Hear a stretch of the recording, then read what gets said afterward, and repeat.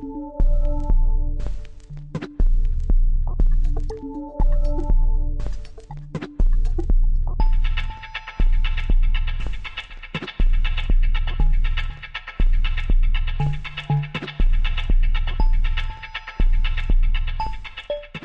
my name is Pettit.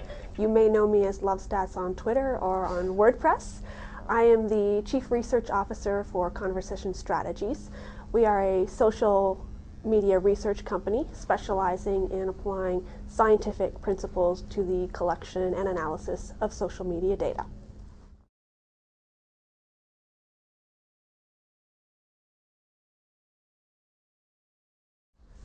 What I'd really like them to know is not specifically the presentation. The presentation is all about the growth of social media and how we actually have sufficient data to do something with it.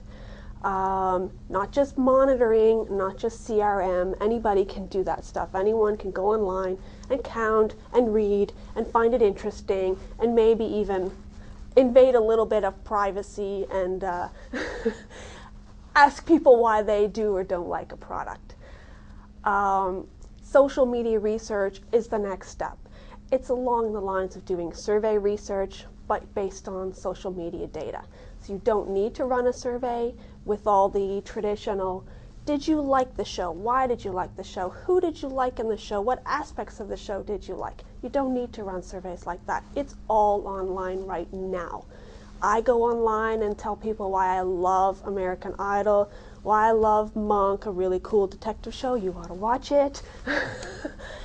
But I don't need to answer a survey about that. It's all online. And you can measure that data accurately. You can generalize it back to a general internet population, and you can gather meaningful and actionable results. That's what I'd like people to learn.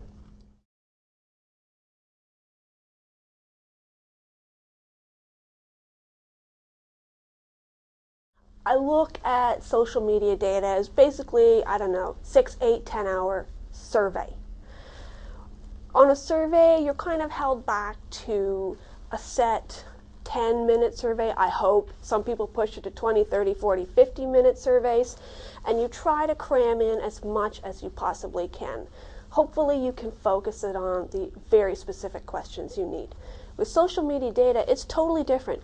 People will tell you exactly what they want to know about all the topics that are important to them.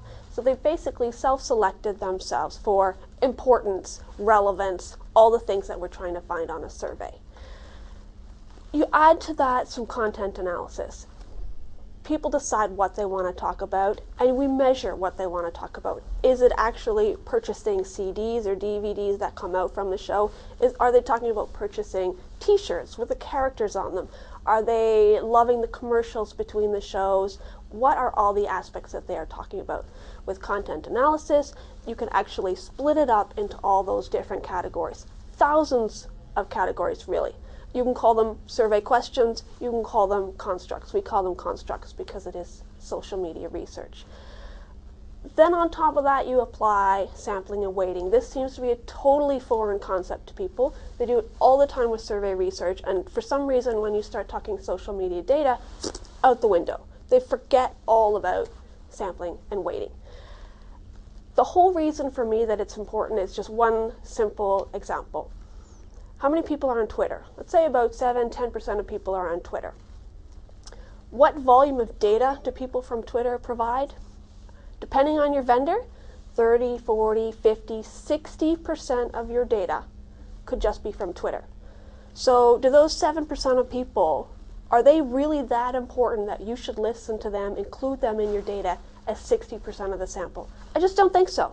Twitter people are different from Blogger people, are different from YouTube commenters, Flickr commenters. It's all different. So you need to make sure that the way you pull your data in reflects the internet base, if that's where you're going to generalize to. Which means if Twitter is 7% of the population of the users, Twitter should be 7% of how you're measuring your data. For me, that's the most important thing about the whole social media process. So applying that to television viewing, it's the exact same thing. You need to make sure you do it properly.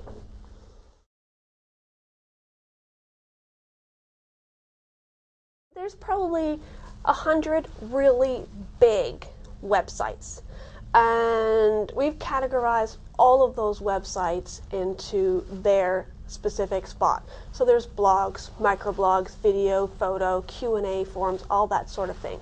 So all those big websites, which I don't know off the top of my head, are something like 70% of all data that we gather in our case. That's all slotted into very specific categories. Beyond that, there's the 20-30%, and again, that depends on what exactly you're measuring. Some brands, shows may have a totally different mix than other shows, so you need to account for that. But that is the other box, just like, same thing you would see on a survey, there's always that other box.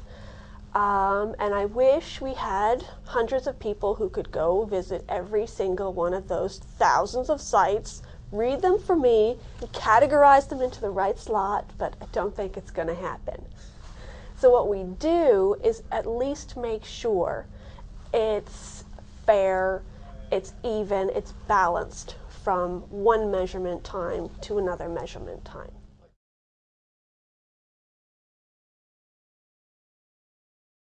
Timeliness is a huge topic in this area because social media is instantaneous. And if you want some bad data, then I highly recommend going with speed. But if you want quality research, like any other kind of research, you need to do it right, and that takes time. So the initial setup of a project, huge work associated with data quality. I have a few examples that I love giving. Most recently, the BP oil spill. So let's say we just gather a whole bunch of BP data and quick we off and measure, and for some strange reason we don't get negative scores. We get nicely stable positive scores. So that just doesn't make sense. But if you go into some nice abbreviation websites, BP stands for Brad Pitt and blood pressure and basis points and so many other things. It takes time to get quality data, and you need to do it right from the beginning. That moves on into the content analysis. More favorite examples. You could measure, this may not be completely relevant, but you could measure color. Brown, great color. Charlie Brown is not a color. Blu-ray is not a color. So if you're not putting the time into creating quality constructs, you're going to get garbage. So I would say the time to start up a project, if you want to do it right with quality data, it does take some time. So you could be looking at the most complicated project. Maybe it does take a full week to get everything sorted well. Good data, good search terms, good constructs. After that point, you are smooth sailing. You're always looking for those little glitches, strange things coming up in the data, and that's fine. That'll take you a little bit of time, an hour a day, something small. But once you're off and running, then you've got some speed.